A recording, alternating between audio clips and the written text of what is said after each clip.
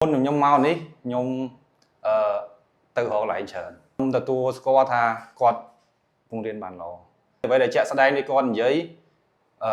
ទ្រឹស្ដី20អនុវត្ត 80% គឺវាជាការពិតអ្វីដែលគាត់មានច្បាប់របស់គាត់ចេញមកគឺគាត់ធ្វើតាមនឹងទាំងអស់បងគាត់នៅធ្វើការនៅទីនេះគាត់ទូរីរាក់ទាក់សម្រាប់ខ្ញុំសម្រាប់សាលា OTS និយាយទៅមុនខ្ញុំមកនេះខ្ញុំទៅរកកន្លែងច្រើនខ្ញុំដើរឆែកទាំងតម្លៃទាំងកន្លែងរៀនខ្ញុំដើរហើយ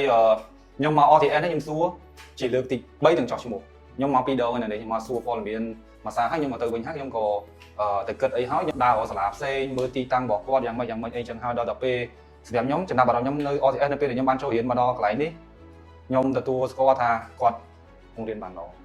ជាពិសេសបងមេនាទីគាត់យកចិត្តទុកដាក់ជាមួយសិស្សទាំងអស់គ្នាហើយគាត់ច្បាស់លាស់ហើយគាត់មាននិយាយទៅគាត់មានទំនួលខុសត្រូវចំណុចផ្សេងទៀតដែលខ្ញុំពេញចិត្ត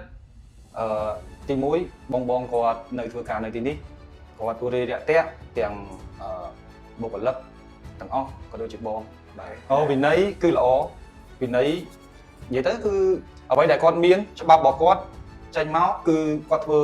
តាមនឹងទាំងអស់ហើយភាគច្រើនគឺសិស្សទទួលបានហើយគាត់មានឯកសណ្ឋានត្រឹមត្រូវហើយដោយច្បាប់នៅក្នុង OTS គាត់មានថ្ងៃគាត់ពាក់ពណ៌នេះហើយថ្ងៃផ្សេងគាត់ពាក់ពណ៌នេះពាក់អាវបែបផ្សេងវេលាបង្រៀនគឺបង្រៀនបានច្រើនហើយអ្វីដែលជាក់ស្ដែងនេះគាត់និយាយទ្រឹស្ដី20អនុវត្ត 80% គឺវាជាការពិតហើយដោយនិយាយទៅជាក់ស្ដែងគឺខ្ញុំមករៀនហើយខ្ញុំបានឃើញបែបហ្នឹង